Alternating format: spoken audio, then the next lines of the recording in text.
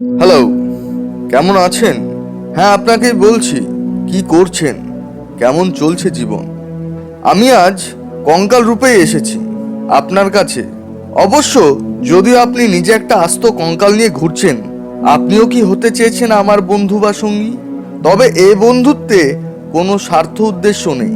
কঙ্কাল হওয়ার পর থেকে খিদে পায় না, আশ্রয়, নিরাপত্তা, সাহায্য, জীবনে এগিয়ে যাওয়ার লক্ষ্য, সুখ, আকাঙ্ক্ষা, পরিকল্পনা, ব্যক্তিগত উদ্দেশ্য অর্জন, চাহিদা, ধর্মের নামে যুদ্ধ, আধ্যাত্মিকতা, বিশ্বাস, ইহকাল পরকাল, প্রিয়জন, ভালোবাসার মানুষ, সম্মানের উন্মত্ততা, পূর্বপুরুষদের ভালোবাসা, অনুষ্ঠান, যোগাযোগ ছিন্ন, অস্তিত্বহীন, কোটি টাকার সম্পদ অর্জন, ভবিষ্যতের পরিকল্পনা, উপলব্ধি, সম্পর্কের অনুভূতি, সংস্কৃতির প্রয়োজন, সবুজ পাহাড়, সুন্দর সন্ধ্যা, সংগ্রাম, পরিশ্রম, বন্ধুত্ব, শিল্পত্বের গুণ, গাছের বাতাস আর অনুভব হয় না, সময়ের সমাপ্তিও অনুভব হয় না, গোপনীয়তার লজ্জাও নেই, শুধু দয়া, ভালোবাসা, কর্ম, যা করেছি শুধু তাই রয়েছে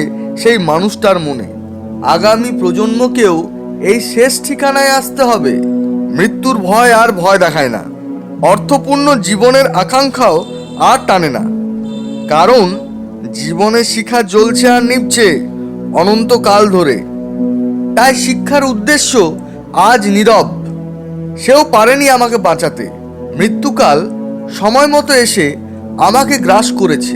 জীবনের জটিলতার বেদনা, অস্থিরতা, প্রেমের সম্পর্কের গভীরতার উত্তাল, নিরলস সাধনা, উত্তরাধিকারের ভাবনা, নিজ শরীরের বোঝা, জীবনের কাছে আত্মসমর্পণ, ভুলে যাওয়া স্বপ্ন, অতীতের কর্ম, ক্ষণস্থায়ী জীবনের সময়, ভয়, অনুশোচনা, পোষা প্রাণী কুকুর ও বিড়ালটা আমার অপেক্ষায় ছবির সামনে বসে থাকে।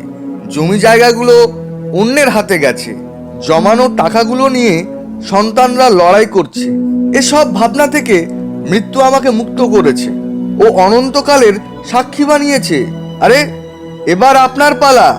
তাই জীবনের সময়টুকুর মুহূর্তগুলিকে উপলব্ধি করে উপভোগ করে বাঁচুন। সময় বড়ই কম, তাই তো বলি, মেঘের ভেলায় তারার মহলে নিজেকে দিয়েছি কবর। সময় সীমায় জানতে চেয়েছি তোমার খবর। দিতে এসেছিল যে ফুলের খোঁজ, সেই ফুল আজ নিখোঁজ।